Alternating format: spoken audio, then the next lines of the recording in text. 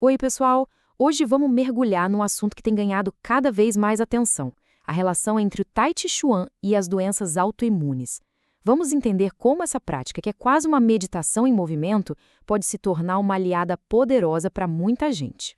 Para quem convive com uma condição autoimune, muitas vezes a sensação é de que o corpo está em alerta constante, né? A grande pergunta que fica é: como é que se encontra calma no meio dessa agitação toda? É exatamente sobre isso que a gente vai conversar. Bom, vamos começar pelo começo. Para entender como o Tai Chi pode ajudar, a gente precisa primeiro entender qual é o tamanho do desafio. E quando se fala em doença autoimune, o campo de batalha, infelizmente, é o próprio corpo. Pensa só que situação. O nosso sistema de defesa, que deveria ser nosso grande protetor contra ameaças externas, se confunde. Ele acaba enxergando células saudáveis como se fossem inimigas e começa a atacar. É como se o exército de um país se voltasse contra suas próprias cidades. Uma verdadeira guerra interna. E claro, esse ataque interno tem consequências bem reais e muitas vezes bem difíceis.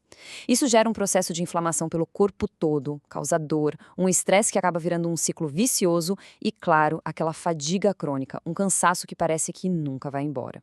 E aí vem a questão: como lidar com um corpo que já está tão sensível e inflamado? A abordagem precisa ser diferente, precisa ser gentil. E é exatamente aí que o Tai Chi Chuan entra em cena como uma alternativa incrível.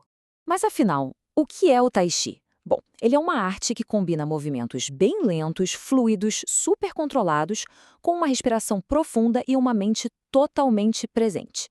A ideia aqui não é força, não é impacto, é consciência, suavidade e fluxo. Olha só que interessante esse contraste.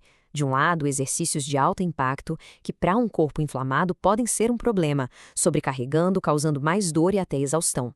Do outro, o Tai Chi, ele faz o caminho inverso. Os movimentos suaves ajudam a lubrificar as articulações e, em vez de cansar, ele ajuda a recuperar a vitalidade de um jeito muito eficiente. Tá, mas como é que isso funciona na prática, dentro do nosso corpo? Porque não é só uma sensação de bem-estar, não. Existe ciência por trás de cada movimento suave do Tai Chi. Vamos dar uma olhada nesses mecanismos? A gente pode dizer que o Tai Chi atua em 4 grandes frentes. Primeiro, a modulação imunológica. Ele ajuda a diminuir aquelas substâncias no corpo que alimentam a inflamação. Segundo, a redução do estresse.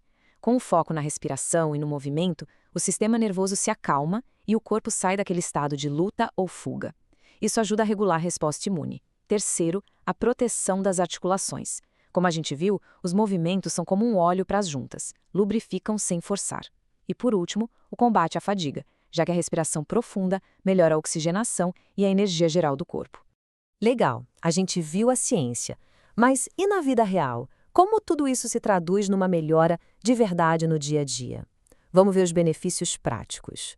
Olha, os benefícios são muito concretos. A melhora no equilíbrio e na consciência do próprio corpo, por exemplo, é super importante para evitar quedas. Uma mente mais calma leva a um sono de mais qualidade, o que é essencial para a recuperação do corpo. E claro, a prática vira uma ferramenta poderosa para ajudar a lidar com a ansiedade e a depressão, que muitas vezes vem junto com um diagnóstico crônico. Chegamos agora na nossa última parte, que talvez seja a mais importante: as regras de ouro. Porque antes de começar a praticar, tem alguns pontos que são essenciais para garantir que a prática seja segura e realmente traga benefícios. E essa aqui é a regra número 1, que precisa ser dita com todas as letras. O Tai Chi não é uma cura milagrosa e de jeito nenhum substitui o tratamento médico. Ele é um aliado, uma ferramenta a mais, jamais um substituto. Exato. O papel do Tai Chi é ser uma terapia complementar. Ele trabalha junto com o tratamento convencional, com os medicamentos, ajudando o corpo a responder melhor e principalmente trazendo uma melhora gigantesca na qualidade de vida. E essa frase resume tudo. É fundamental aprender a ouvir o próprio corpo. Se a pessoa está numa crise de inflamação, talvez os movimentos precisem ser menores, mais suaves ou, em alguns casos, feitos só na imaginação.